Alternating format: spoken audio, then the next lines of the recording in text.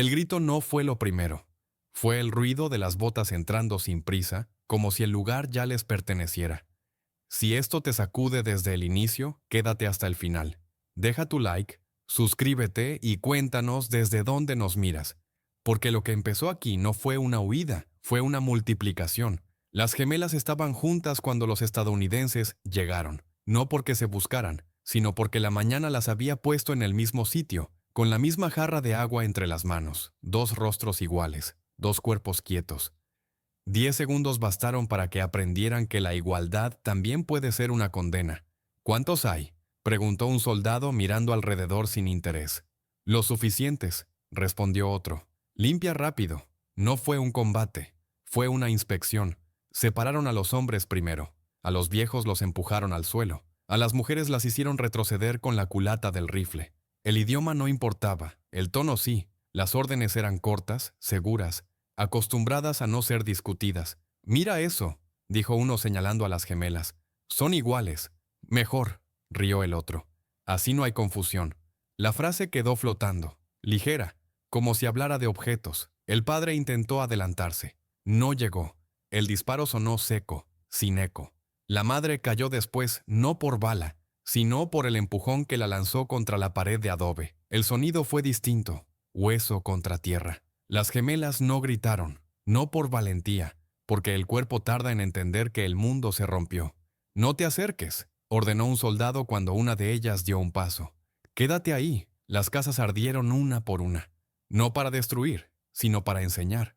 El humo bajó lento, espeso, cubriendo todo con la misma capa. En medio del caos, los hombres se permitieron bromas pequeñas, como si el horror necesitara descanso. «¿Crees que recuerden esto?», preguntó uno. «No importa», respondió otro. «Se acostumbran». Cuando todo terminó, no hubo conteo, no hubo nombres. El lugar quedó vacío a medias, cuerpos aquí, ceniza allá, silencio en el resto.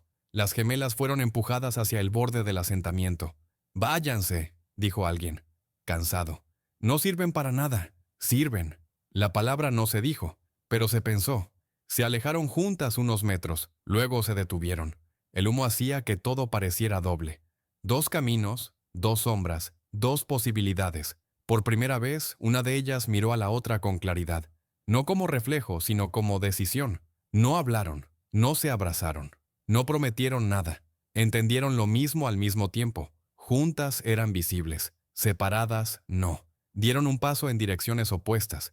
Detrás, el asentamiento seguía ardiendo. Delante, la frontera se abría como una mentira grande, llena de hombres seguros de sí mismos. Esa noche, dos rostros iguales dejaron de ser un detalle y se convirtieron en método. Los estadounidenses se fueron convencidos de haber terminado el trabajo. No vieron lo único que importaba. El odio no había elegido un camino. Había elegido dos. No fue una despedida. Fue una decisión silenciosa. Caminaron juntas hasta que el humo dejó de oler a casa. Luego se detuvieron en un cruce de senderos que no estaba marcado en ningún mapa. El suelo era igual en todas direcciones. Lo único distinto era el riesgo. Una de ellas habló primero, sin mirarla. «Si nos ven juntas, nos recordarán». La otra asintió. «Si nos separan, nos confunden». No dijeron para siempre, no dijeron volveremos. Entendieron que el vínculo no necesitaba palabras para mantenerse. Lo que necesitaba era distancia. Se dieron la espalda al mismo tiempo. La primera tomó el camino del este hacia los puestos donde los hombres bebían más de lo que vigilaban. Aprendió pronto a bajar la cabeza, a suavizar la voz, a presentarse como alguien sin pasado. Cuando le preguntaron su nombre, dudó un segundo. El silencio fue suficiente para inventar otro. «María», dijo. «María López». Nadie cuestionó. Los nombres mexicanos se mezclaban fácil cuando no importaban. La segunda fue hacia el sur, donde los ranchos crecían rápido y los hombres necesitaban compañía para no sentirse solos en tierras nuevas. Allí el acento se volvió herramienta, la mirada, promesa. Cuando le pidieron su nombre, eligió uno distinto sin pensarlo demasiado. «Isabel», respondió. «Isabel Cruz». El nombre sonó firme, útil. Las dos aprendieron lo mismo en lugares distintos. Juntas habrían sido un recuerdo. Separadas eran una posibilidad. Nadie buscaba a una mujer sola, mucho menos a dos que nunca coincidían. María descubrió que escuchar valía más que hablar. que los hombres contaban cosas cuando creían que no había consecuencias. Isabel entendió que la atención podía dirigir movimientos, abrir puertas, borrar sospechas. «No eres de aquí», le dijeron a una. «Me acostumbraré», respondió. «Tienes cara conocida», le dijeron a la otra. «A todos les pasa», sonrió. Esa fue la primera capa del engaño. Parecer intercambiables con el mundo, pero no entre ellas. Nunca se escribieron.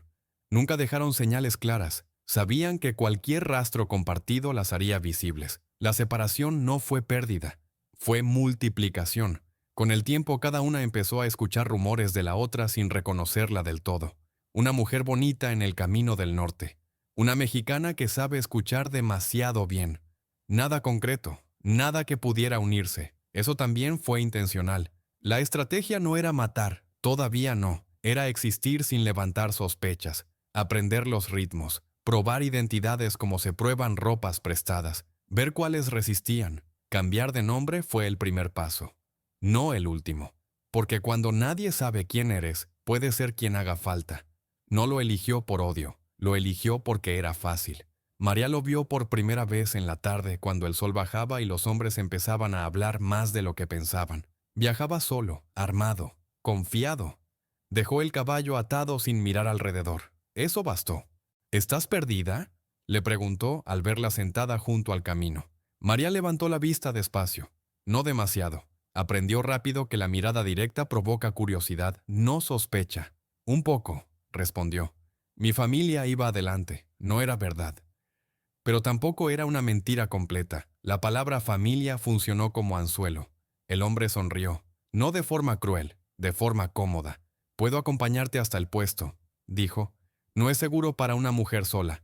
María aceptó sin agradecer. Caminó a su lado, escuchó. Él habló de negocios, de tierras, de lo difícil que era empezar en un lugar donde los locales no sabían trabajar. Ella asentía lo justo, no discutía, no corregía. Cuando llegaron al arroyo, él se adelantó para beber. Dejó el rifle apoyado en una piedra. María se quedó atrás un segundo más, como si dudara. ¿No vienes?, preguntó él. Ella dio 2 pasos, el resto no fue violento. Fue preciso. Una piedra bien colocada, un empujón cuando el cuerpo estaba inclinado. El golpe contra el borde fue seco, definitivo. El agua se llevó el ruido. María se quedó quieta unos segundos. Escuchó su propia respiración. Luego revisó el cuerpo con cuidado. No buscó dinero, no tocó nada que pareciera importante. Solo acomodó el rifle de forma torpe, como si hubiera caído. Empujó el cuerpo un poco más al agua. Cuando se fue, caminó por piedra. Cruzó el arroyo 2 veces en direcciones opuestas. Se sentó bajo un árbol hasta que el cielo se oscureció. No pensó en lo que había hecho como una muerte. Pensó en ello como una prueba. A la mañana siguiente encontraron el cuerpo. Se resbaló, dijo uno mirando el agua. Le pasa a cualquiera. Era solo una mujer, respondió otro encogiéndose de hombros. Seguro lo distrajo. La frase no buscaba culpar, buscaba cerrar el tema. Nadie buscó huellas, nadie habló de asesinato. El informe fue breve, accidente en el camino. El nombre del muerto se añadió a una lista que nadie revisaba 2 veces. María escuchó la historia días después, desde una mesa cercana mientras limpiaba platos. Mala suerte, comentó un hombre. Viajar solo. Ella bajó la cabeza y siguió trabajando.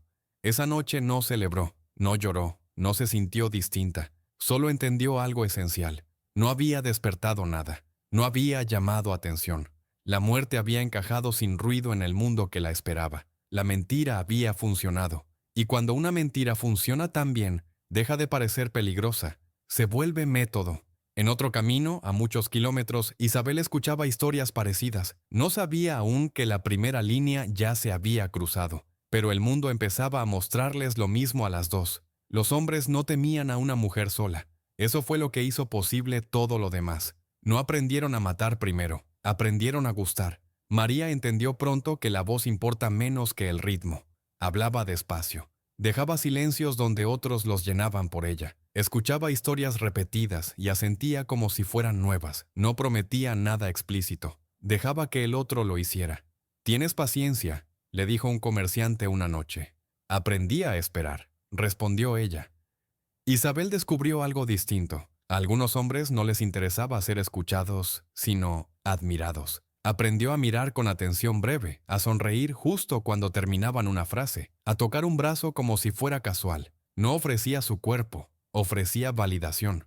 «Contigo es fácil hablar», le dijo un ranchero. «Porque tú sabes qué decir», contestó ella. No eran prostitutas, nunca lo fueron. No vendían nada. Se convertían en lo que el otro creía haber encontrado por suerte, una confidente, una distracción, una promesa sin contrato. La clave era no pedir, dejar que el deseo hiciera el trabajo. María aprendió a cambiar de registro según la mesa, con soldados, humildad, con comerciantes, curiosidad, con hombres solos, atención sin juicio. Isabel, en cambio, aprendió a dirigir espacios, dónde sentarse, cuándo levantarse, cuándo irse antes de tiempo para que el recuerdo hiciera el resto. Ambas anotaban mentalmente lo mismo, aunque no se hablaran: nombres, hábitos, rutas, bebidas favoritas, horarios de sueño. No por obsesión, por utilidad. ¿Te quedarás?, preguntaban. Tal vez, respondían. Ese tal vez abría puertas. Los años pasaron y ninguna levantó sospechas. Eran mujeres jóvenes en territorios nuevos donde nadie hacía demasiadas preguntas. Cambiaban de pueblo antes de que la familiaridad se volviera riesgo. Cambiaban de ropa, de acento, de gesto. Nunca de método. María descubrió que algunos hombres hablaban más cuando creían que ella no entendía del todo. Isabel aprendió que otros se confiaban cuando pensaban que la habían conquistado. En ambos casos, el error era el mismo: subestimar. No hubo prisa, no hubo conteo. Cada aprendizaje era una inversión. Cada conversación, un ensayo. La violencia, cuando aparecía, era breve y limpia, integrada al mundo como si siempre hubiera estado ahí.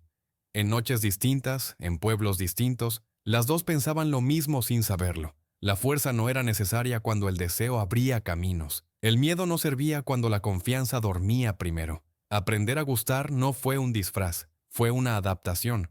Y en esa adaptación el mundo les ofreció algo que nunca había ofrecido antes: acceso. La psicología reemplazó al golpe, la escucha al arma, la presencia a la amenaza.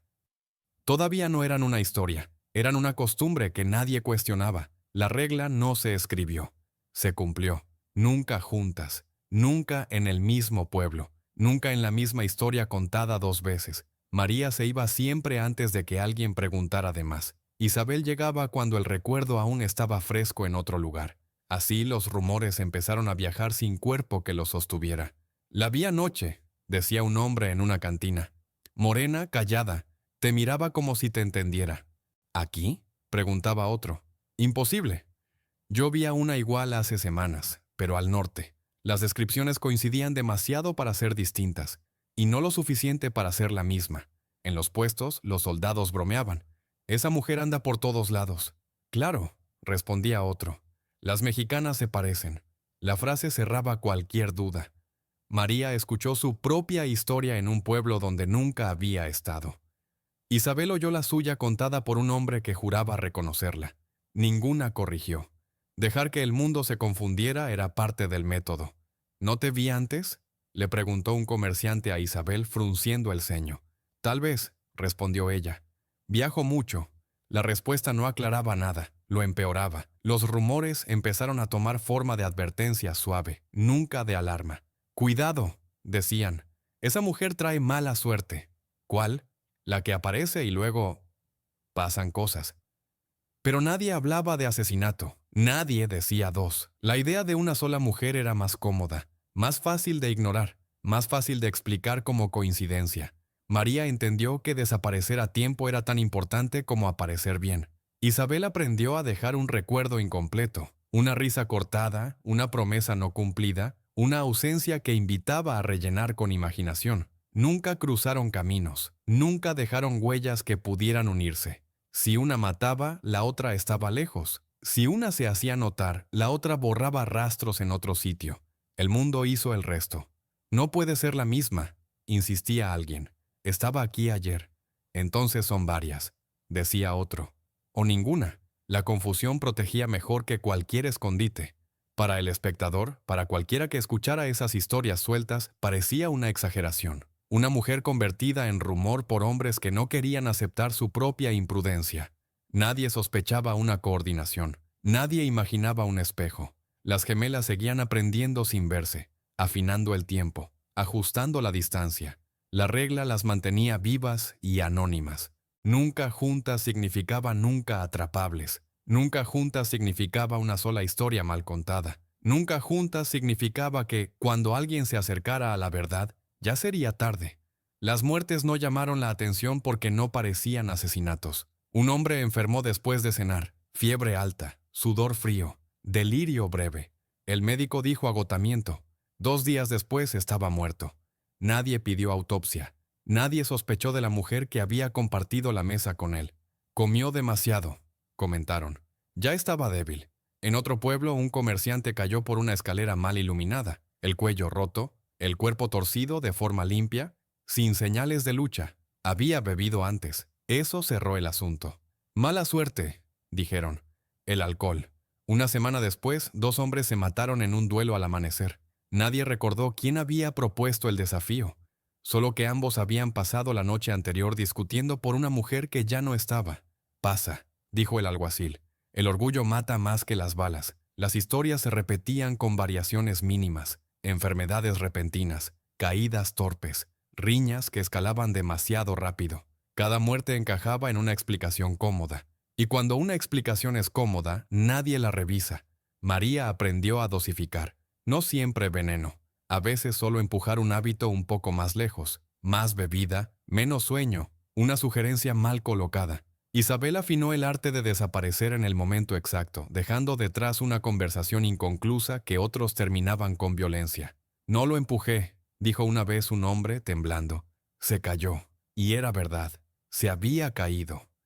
Después de que alguien le mostrara el borde correcto. No contaban cuerpos, no hacía falta. El método no era acumulación visible, sino desgaste. Hombres que dejaban de volver. Nombres que se repetían en conversaciones sin que nadie notara el patrón. Aquí también pasó algo raro, decían en un pueblo. Allá igual, respondían en otro. Pero nunca aquí y allá al mismo tiempo. Nunca juntas. Los oficiales empezaron a notar un aumento leve en incidentes. Nada alarmante, nada que justificara una investigación amplia. Demasiado disperso, demasiado humano. No es un enemigo, dijo uno. Es mala racha. La mala racha se extendió durante años. María escuchó su nombre asociado a desgracias que no había causado. Isabel oyó relatos de muertes que no eran suyas. El método funcionaba incluso cuando no estaban presentes. El miedo empezaba a trabajar por ellas. Algunos hombres dejaron de viajar solos, otros cambiaron rutas. Nadie habló de una amenaza clara, porque no la había. Había una suma de finales pequeños que no pedían explicación. El número crecía sin registro. 10, 20, 50. Nadie lo sabía. Nadie quería saberlo. Cada muerte aislada era aceptable. El conjunto era invisible. Las gemelas no celebraban, no llevaban cuenta. La limpieza no era estética, era estratégica. Cada muerte debía desaparecer dentro del mundo, no sobresalir de él. Así el mashtab creció sin ruido. Así la violencia se volvió costumbre. Así más de uno murió sin entender por qué ni de quién. La sospecha no nació del horror, nació del cansancio. Un escribiente fue el primero en notarlo. No porque fuera brillante, sino porque llevaba demasiado tiempo copiando los mismos informes con palabras distintas. Accidente, enfermedad, desaparición, riña. Cambiaban los nombres, cambiaban los lugares. Pero el ritmo era inquietantemente regular. Empezó a hacer marcas en un cuaderno que no era oficial. Solo fechas y pueblos, nada más. Esto no tiene sentido, murmuró una noche contando otra vez. No así. Llevó el cuaderno a un oficial que todavía confiaba en los números. Mira, dijo, no digo que sea lo mismo, pero fíjate. El oficial pasó las páginas con gesto escéptico. Frunció el ceño. ¿Cuántos?, preguntó. Si une solo los casos dudosos, más de 100. El hombre soltó una risa corta. Eso no puede ser obra de una sola persona. La frase se repitió en otras bocas, en otros tonos. Nospa, imposible. No hay patrón claro. Son coincidencias. Pero la duda ya estaba ahí, incómoda. En una cantina 2 soldados hablaban en voz baja. En mi zona fueron 3 este año. Aquí van 5. ¿Todos accidentes? Todos convenientes. El silencio que siguió fue largo. Alguien intentó organizar una lista más grande. No oficial, no firmada. Cada nombre añadido parecía exagerar el anterior. 150, 200. El número empezó a perder forma. Se volvió absurdo. Están sumando cosas que no van juntas, protestó un juez. Así cualquiera inventa una amenaza. O la borra, respondió otro sin mirarlo. El problema no era probar que alguien los estaba matando, era aceptar que nadie lo había visto, que no había testigos claros, que la mayoría había muerto después de haber confiado. Siempre hay una mujer en las historias, dijo alguien. Siempre hay mujeres, respondieron. No significa nada. Nadie se atrevió a decir dos. La idea no encontraba dónde apoyarse. No había retratos dobles, no había encuentros simultáneos comprobables. Solo una figura borrosa que cambiaba de lugar demasiado bien. María escuchó su nombre susurrado como mal presagio en un pueblo donde no había estado en años. Isabel oyó la cifra, más de 200, y entendió que el mundo estaba empezando a mirar. Pero todavía no sabía cómo. Eso era lo más peligroso. Si es una sola persona, ya estaría atrapada, insistió un oficial. Entonces no sabemos qué es, respondió otro. La sospecha quedó suspendida, sin forma legal, sin enemigo concreto. No hubo orden de captura clara. No hubo rostro que poner en los avisos. El sistema sabía contar, pero no sabía señalar. Y cuando un sistema no puede señalar, empieza a temerse a sí mismo. El número siguió creciendo en murmullos. 300, tal vez más. Nadie lo confirmó. Nadie quiso hacerlo oficial. Porque aceptar el número implicaba aceptar el método. Y aceptar el método implicaba aceptar que habían sido engañados durante años. No por fuerza, no por violencia abierta, sino por confianza. El número era imposible. Y precisamente por eso era real. El error no fue impulsivo, fue matemático. Isabel había alargado demasiado la estancia. El hombre al que frecuentaba no murió cuando debía. Enfermó, sí, pero sobrevivió. Habló más de la cuenta mientras deliraba. Un nombre apareció 2 veces en bocas distintas. Una descripción se repitió con demasiada precisión. No encaja, dijo un alguacil cerrando la puerta.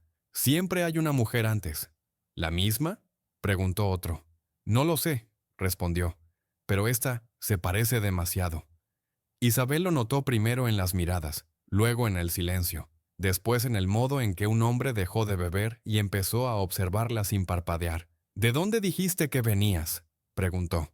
Del sur, respondió ella, la tala, tranquila. Eso dijiste la semana pasada, pero antes fue otro sitio.